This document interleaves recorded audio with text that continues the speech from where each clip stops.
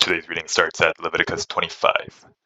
The Lord spoke to Moses on Mount Sinai, saying, "Speak to the people of Israel and say to them, when you come into the land that I give you, the land shall keep a Sabbath to the Lord.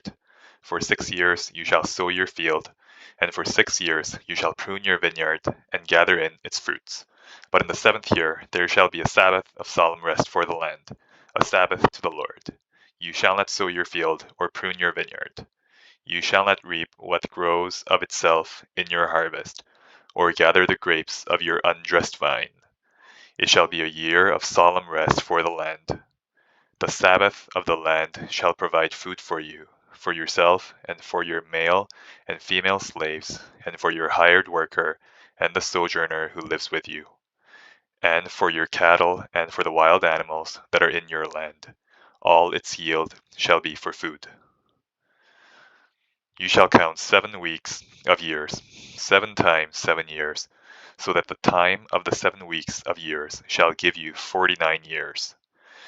Then you shall sound the loud trumpet on the 10th day of the 7th month. On the Day of Atonement you shall sound the trumpet throughout all your land. And you shall consecrate the 50th year, and proclaim liberty throughout the land to all its inhabitants. It shall be a jubilee for you, when each of you shall return to his property, and each of you shall return to his clan. That 50th year shall be a jubilee for you. In it you shall neither sow nor reap what grows of itself, nor gather the grapes from the undressed vines. For it is a jubilee. It shall be holy to you. You may eat the produce of the field. In this year of Jubilee, each of you shall return to his property.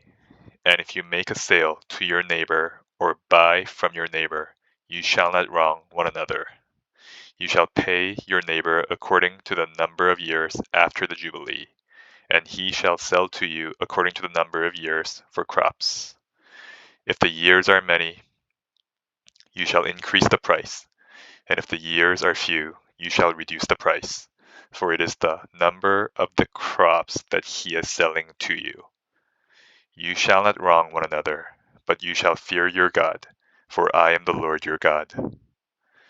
Therefore you shall do my statutes and keep my rules and perform them, and then you will dwell in the land securely. The land will yield its fruit, and you will eat your fill and dwell in it securely. And if you say, what shall we eat in the 7th year, if we may not sow or gather in our crop? I will command my blessing on you in the 6th year, so that it will produce a crop sufficient for 3 years. When you sow in the 8th year, you will be eating some of the old crop. You shall eat the old until the 9th year, when its crop arrives. The land shall not be sold in perpetuity, for the land is mine. For you are strangers and sojourners with me. And in all the country you possess, you shall allow a redemption of the land. If your brother becomes poor and sells part of his property, then his nearest redeemer shall come and redeem what his brother has sold.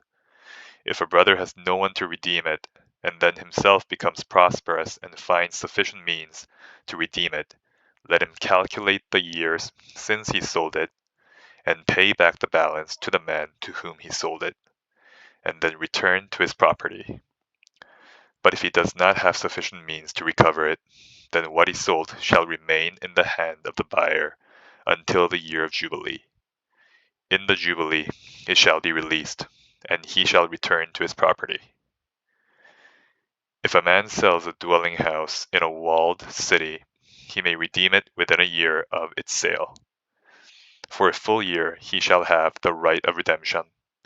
If it is not redeemed within a full year, then the house in the walled city shall belong in perpetuity to the buyer, throughout his generations. It shall not be released in the Jubilee. But the houses of the villages that have no wall around them shall be classified with the fields of the land. They may be redeemed, and they shall be released in the Jubilee. As for the cities of the Levites may redeem at any time the houses in the cities they possess. And if one of the Levites exercises his right of redemption, then the house that was sold in a city they possess shall be released in the Jubilee. For the houses and the cities of the Levites are their possession among the people of Israel. But the fields of pasture land belonging to their cities may not be sold, for that is their possession forever. If your brother becomes poor and cannot maintain himself with you, you shall support him as though he were a stranger and a sojourner, and he shall live with you. Take no interest from him or profit, but fear your God, that your brother may live beside you. You shall not lend him your money at interest, nor give him your food for profit. I am the Lord your God, who brought you out of the land of Egypt to give you the land of Canaan, and to be your God. If your brother becomes poor beside you and sells himself to you, you shall not make him serve as a slave. He shall be with you as a hired worker and as a sojourner. He shall serve with you until the year of the Jubilee. Then he shall go out from you, he and his children with him, and go back to his own clan and return to the possession of his fathers. For they are my servants, whom I brought out of the land of Egypt. They shall not be sold as slaves. You shall not rule over them ruthlessly, but shall fear your God. As for your male and female slaves, whom you may have, you may buy male and female slaves from among the nations that are around you. You may also buy from among the strangers who sojourn with you, and their clans that are with you, who have been born in your land, and they may be your property.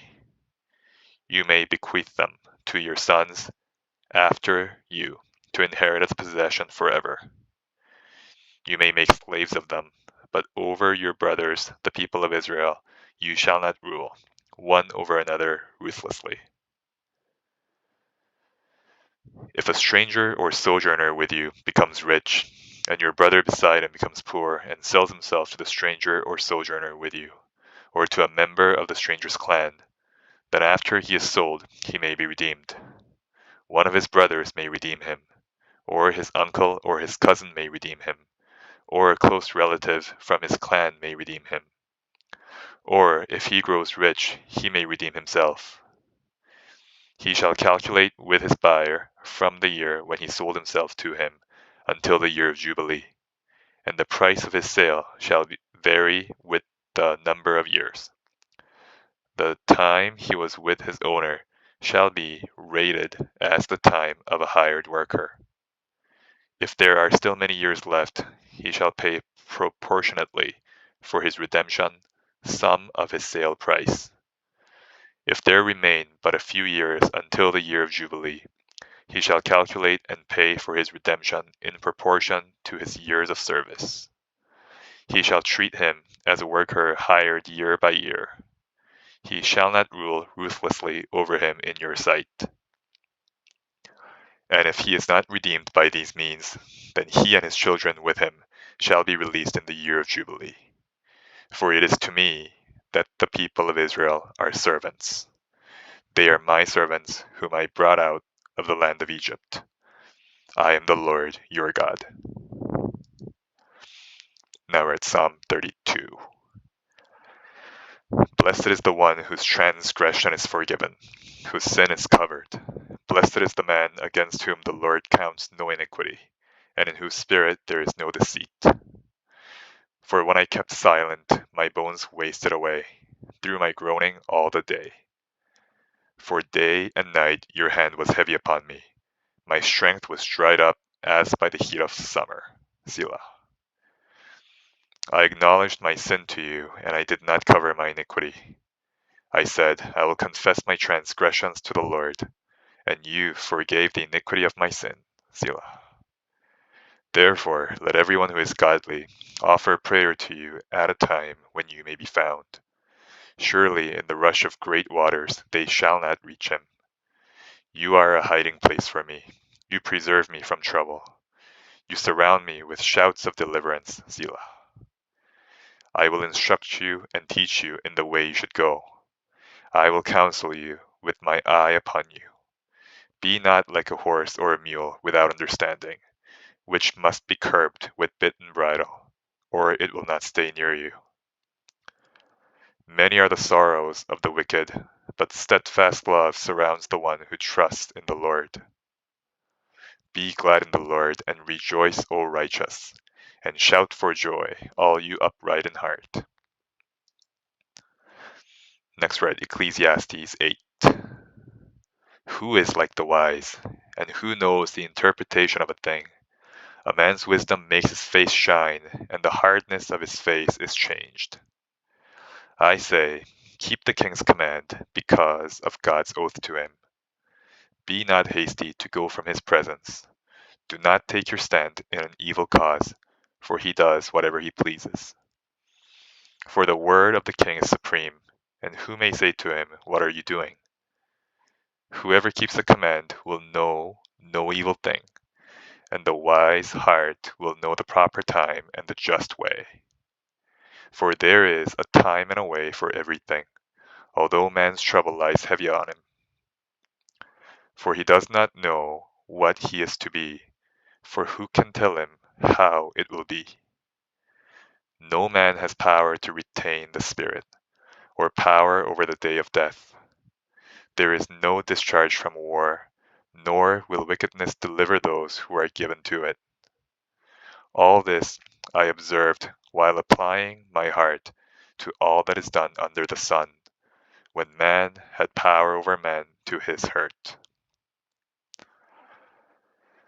Then I saw the wicked buried. They used to go in and out of the holy place and were praised in the city where they had done such things. This also is vanity, because the sentence against an evil deed is not executed speedily. The heart of the children of man is fully set to do evil. Though a sinner does evil 100 times and prolongs his life, yet I know that it will be well with those who fear God, because they fear before him. But it will not be well with the wicked, neither will he prolong his days like a shadow, because he does not fear before God. There is a vanity that takes place on earth, that there are righteous people to whom it happens according to the deeds of the wicked, and there are wicked people to whom it happens according to the deeds of the righteous. I said that this also is vanity, and I commend joy, for man has nothing better under the sun but to eat and drink and be joyful, for this will go with him in his toil through the days of his life that God has given him under the sun. When I applied my heart to know wisdom and to see the business that is done on earth, how neither day nor night do one's eyes see sleep, then I saw all the work of God, that man cannot find out the work that is done under the sun. However much man may toil in seeking, he will not find it out. Even though a wise man claims to know, he cannot find it out. Now we're at 2 Timothy 4. I charge you, in the presence of God and of Christ Jesus, who is to judge the living and the dead, and by his appearing and his kingdom. Preach the word. Be ready in season and out of season. Reprove, rebuke, and exhort, with complete patience and teaching. For the time is coming when people will not endure sound teaching, but having itching ears, they will accumulate for themselves teachers to suit their own passions, and will turn away from listening to the truth and wander off into myths. But as for you, always be sober-minded, endure suffering, do the work of an evangelist, fulfill your ministry. For I am already being poured out as a drink offering, and the time of my departure has come. I have fought the good fight, I have finished the race, I have kept the faith. Henceforth there is laid up for me the crown of righteousness, which the Lord, the righteous judge, will award to me on that day, and not only to me, but also to all who have loved his appearing. Do your best to come to me soon, For Demas, in love with this present world, has deserted me and gone to Thessalonica. Crescens has gone to Galatia, Titus to Dalmatia. Luke alone is with me. Get Mark and bring him with you, for he is very useful to me for ministry. Tychicus I have sent to Ephesus. When you come, bring the cloak that I left with Carpus at Troas, also the books, and above all, the parchments. Alexander the coppersmith did me great harm. The Lord will repay him according to his deeds. Beware of him yourself, for he strongly opposed our message. At my first offense, no one came to stand by me, but all deserted me. May it not be charged against them. But the Lord stood by me and strengthened me, so that through me the message might be fully proclaimed, and all the Gentiles might hear it. So I was rescued from the lion's mouth. The Lord will rescue me from every evil deed and bring me safely into his heavenly kingdom. To him be the glory forever and ever. Amen. Greet Prisca and Aquila and the household of Onesiphorus. Erastus remained at Corinth, and I left Trophimus, who was ill, at Miletus. Do your best to come before winter. Eubulus sends greetings to you, as do Pudens and Linus and Claudia and all the brothers. The Lord be with your spirit. Grace be with you. And that is the end of the reading for today. Have a good day.